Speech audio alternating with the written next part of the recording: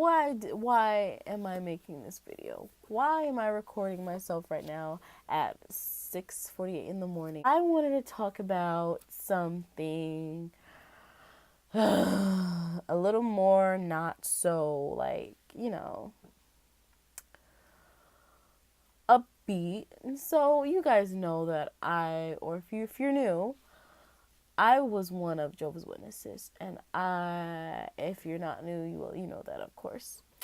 And uh, the road, well, I was one of Jehovah's Witnesses, and I left the religion, and now I'm out in this world discovering my life, trying to put it back together, trying to put everything back piece by piece. But along the way, things happen and life happens, and you know what I mean?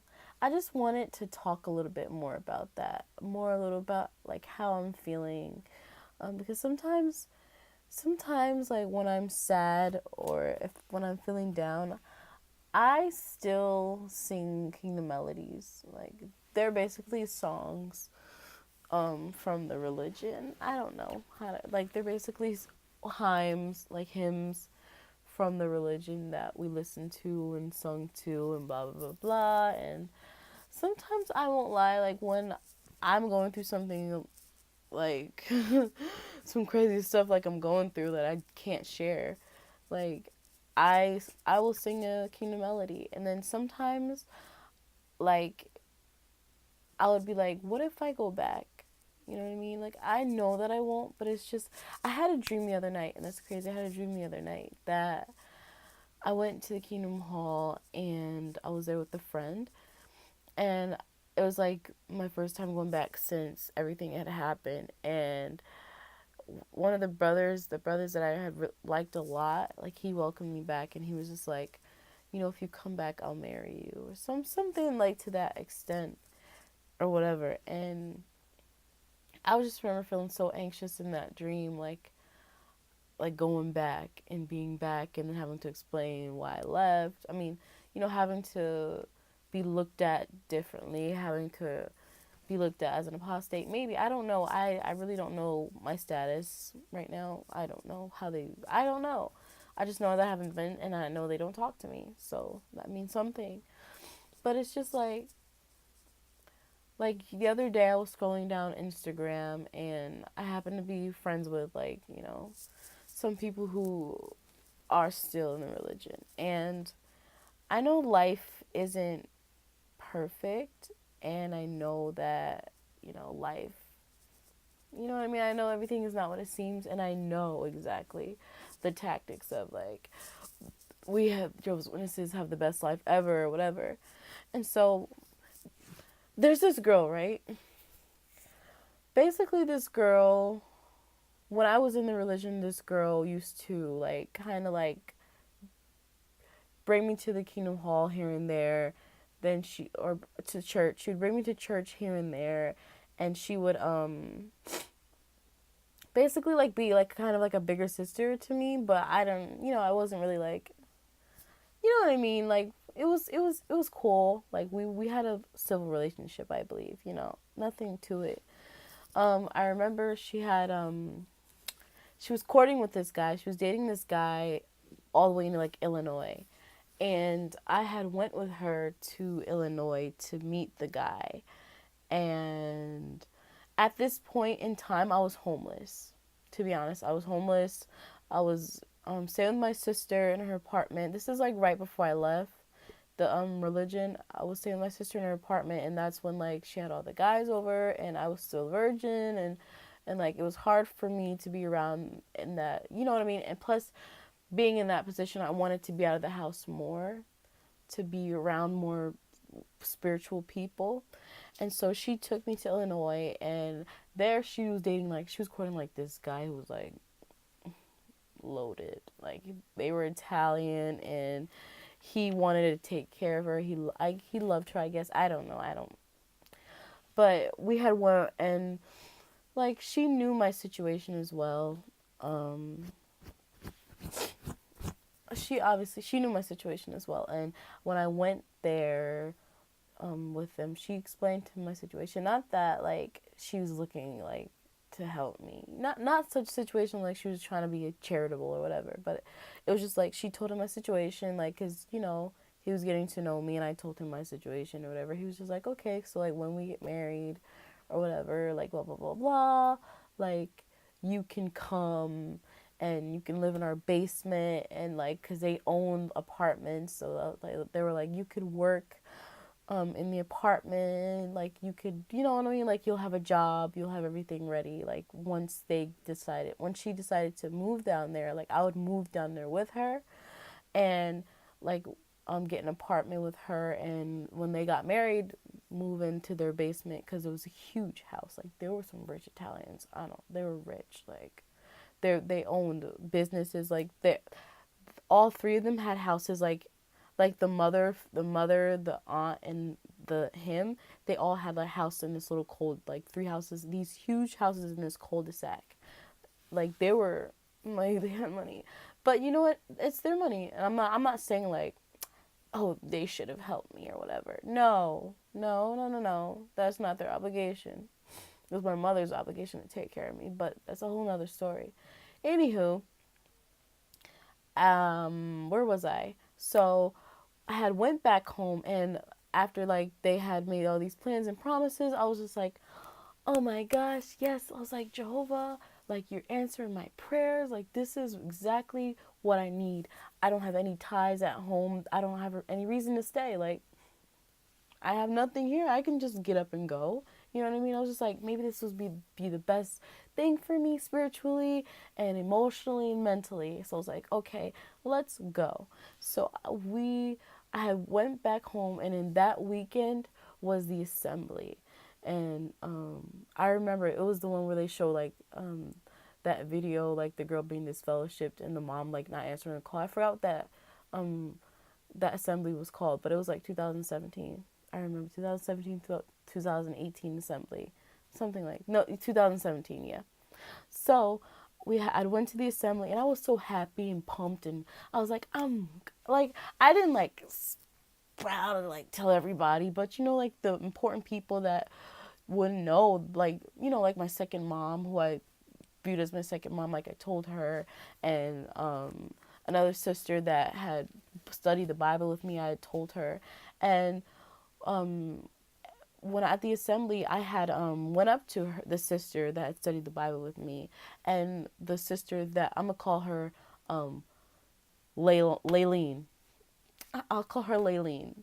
So the sister that had promised that had said that I was gonna move with her and whatever, her name was Laylene. Let's just call her Laylene. So Laylene was standing there with this sister, and I had told this sister, I was like, oh yeah, me.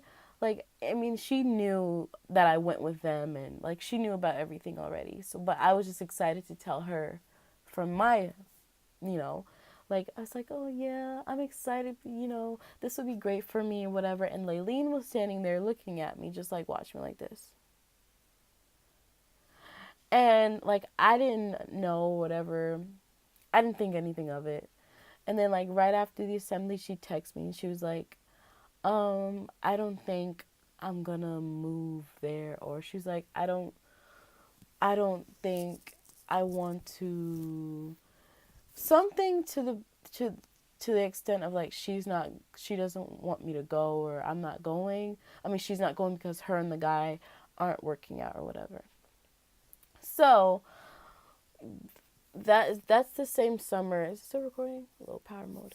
That's the same summer that everything happened, where like right after that, like right after she told me that we weren't gonna go, and I wouldn't be able to move or whatever, like I was just like, well, damn, like God, what do you want me to do? Like I just felt like every bridge or every thing that I wanted to overcome, like everything, I was like, Jova, this is the best option for me right now. Like I could be here doing my best spiritually, or I could just or live here with my sister who, you know what I mean, like worldly people, like doing nothing, living in this bad place. Like it was horrible. Like you guys have no idea.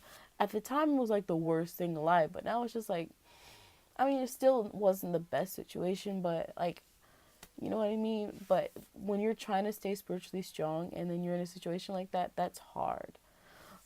You know what I mean? So I was just like, what am I gonna do? Like, Jovo, I'm in a corner backed up. My back is against the wall. I don't know what you want me to. What is that? I don't know what you want me. Oh, that's my microphone, my headphone. I was like, I don't know what you want me to do. Like, I just kept getting more discouraged and discouraged. So I was scrolling down my timeline. Back to the story. I was scrolling down my timeline and I saw a picture of her with another brother she had courted. I mean, another brother that she decided to be with, and they had a baby. Now, a lot of you guys don't know this, but I'm not even gonna bring it up. But anyways,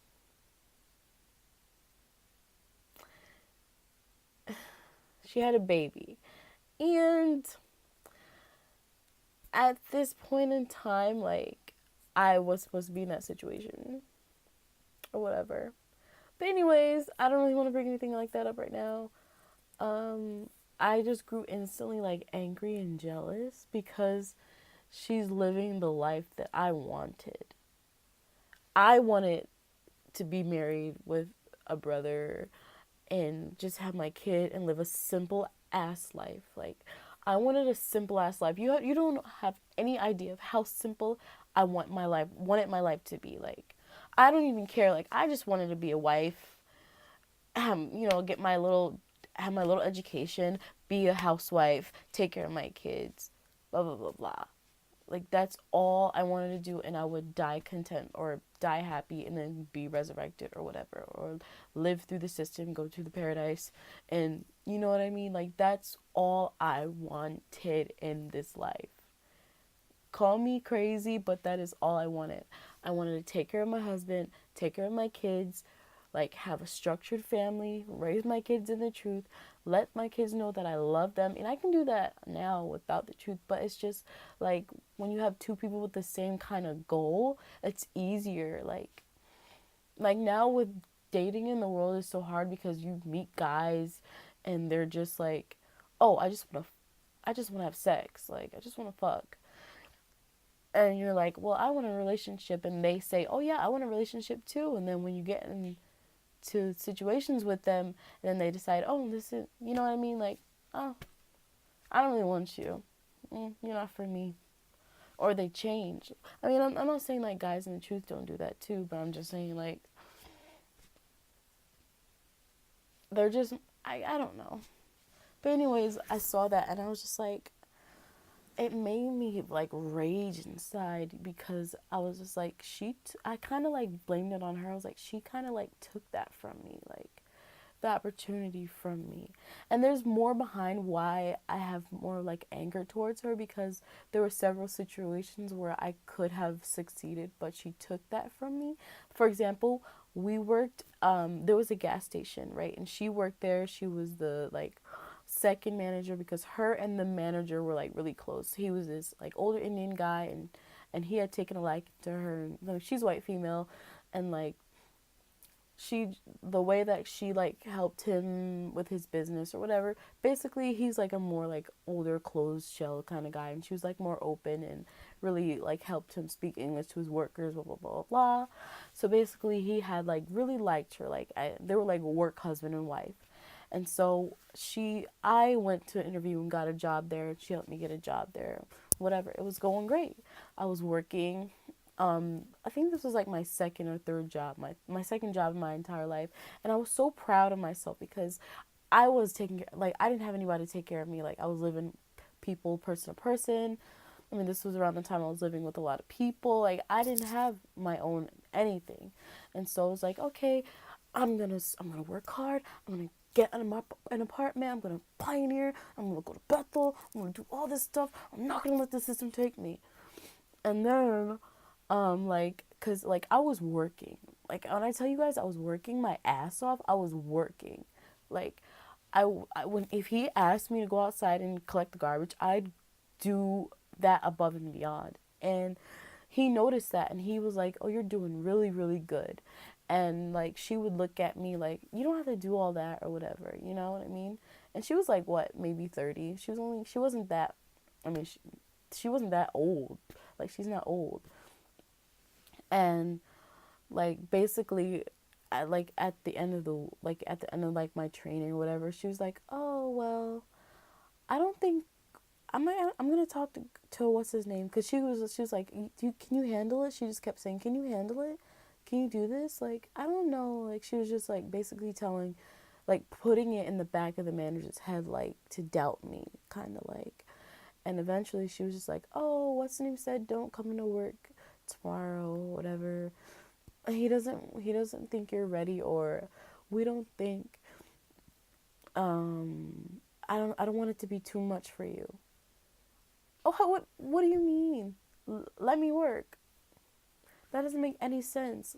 And I really didn't look at it that way at the time. Like, I really didn't see it as like, oh, she made me lose my job. I just saw it as like I don't know. I just didn't think of it that way because I didn't think of her like that. But like after, um, when we went to Illinois, her boyfriend made all these promises, and then when we got back and she switched up on me, and now she's living a happy life, and she's married, and she has a house or whatever, and she has a child. Like, she has everything that I want right now. Like, and I'm not rushing my life because I'm only 21 years old. I'm not gonna rush my life. But like, I would like these things, and I know that it is possible to have them. I know people still believe in marriage, and people still believe in, what is that word? Being with one person and whatnot, and having kids and whatnot. Cause like, I love kids. I really want to have kids, and I'm not like, I don't want to rush my life, but I just figured, like, in the truth, everything is more like, you start young. Like, people are married when they're like 19, 20, 21. You know what I mean? And that's not good. That's not like something to encourage, because a lot of young marriages, in the truth, you end up wanting to leave the person because you're both too young. You both just want to have sex, and you know what I mean. But I particularly really like this brother, like, a lot. Like, since I was 16, he was like 24 and I was 16, and like, we were interested in each other. Like, well, that's what I felt. We were very interested in each other. And like, I was like, oh my god, I'm gonna marry him. Like, I like was in love with him, and until this day, I still have so much love for him. Like, I remember the day that he was switched to a different congregation for a greater need, because he was working on Warwick. He was working at Warwick, and he dropped me off. Like, we were all hanging out one day, and he had given me a hug, and I had smelled him, and I went in my house, and I fell on the floor, and I started crying. Like, my love for him was out of this world. I wrote poetry about him. I wrote songs about him. I called him the man of my youth. Like, from out of the Song of Solomon. Like, he was my shepherd boy. Like, I love this guy like crazy, and I never got the chance to tell him like why I left. I never got the chance to tell him goodbye or anything like that, and that's one of the main reasons why I still kind of hold on to the truth, because I still have feelings for him. Like, I'm not gonna lie, like, I still have feelings for this guy. Like, I still love him, and I really did want to be with him. And that's what the dream was about. The dream was that he was telling me that he wanted to marry me.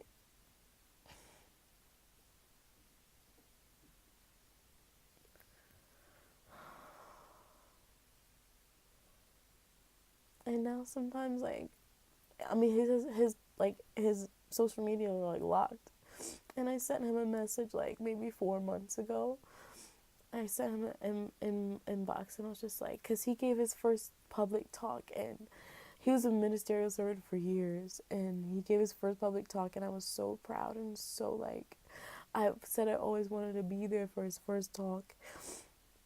He gave his first talk, and I commented, I mean, I texted, I inboxed him, and I was just like, I'm so proud of you. Like, and I don't like I assumed that he doesn't know what happened to me, so I just like addressed him as if I was still in the truth. I was just like, I hope to see you soon, blah blah blah blah. And he never like, usually he'll inbox me, Jaisha, exclamation mark, exclamation mark, I miss you or whatever. Like he never even like inboxed me back or like texted me or asked me why I disappeared or where I went or if I'm okay.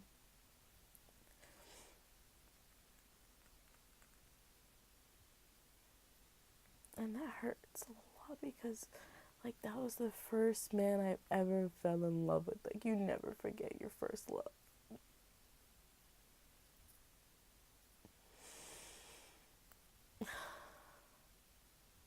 And I miss a lot of people. I miss my second mom so much.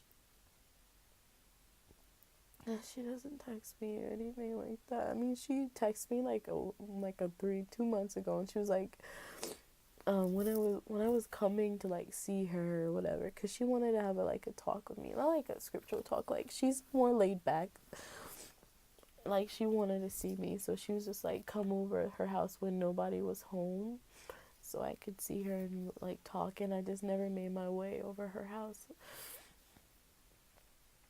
Um, I just miss the people. Like I miss having a purpose. You know, I miss being with people that I thought loved me. I miss having friends and having places to go, like movies and bowling and roller skating. And then that feeling in your gut and your heart when you're around the person you love, when those butterflies just lift you up so high and you're like peeking at the corner of your eye every 5 minutes to look at him or her. That's what I miss the most. I really miss that. I really do. And so, yeah, I'm not like, it's been hard. It is hard to leave something you've known and loved for so long. But yeah, this is just what I was feeling and thinking in the back of my head. And it just feels good to let it out. Because it's true. Like, it wasn't all bad. Like, being in the truth wasn't all bad. Being a Jehovah's Witness wasn't all bad, you know? But the bad that there was enough for me to leave. And I'm happy that I left. I am very happy that I left.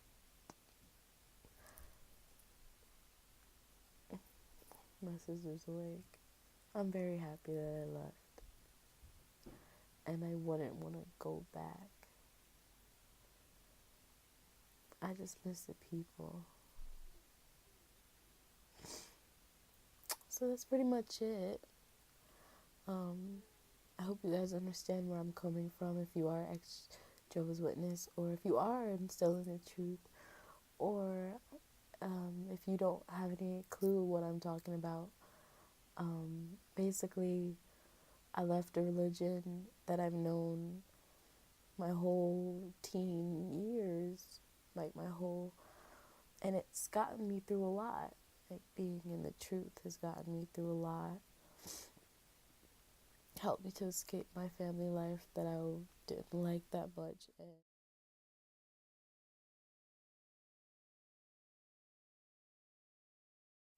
sorry guys, my phone ran out of space. Um, I don't want to take too long because I know this is gonna turn off because I don't have much space on my phone left. So I'll just make another video, whatever. Oh, whatever. Like it is what it is.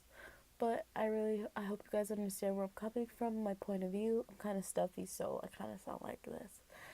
But thank you so much for watching. If you did watch, I hope you guys have an amazing night, day, evening, or whatever. If you did like this video, don't forget to like, share, and subscribe, or leave a comment about what you feel, what you want to discuss, or like any advice for me, whatever it is, leave it down below. I'll read it. I always do. There's like 3 people that comment on my videos. Like, I'll read it. But anyways, thank you so much for listening to me this whole time, and I hope you have an amazing day. Bye, guys.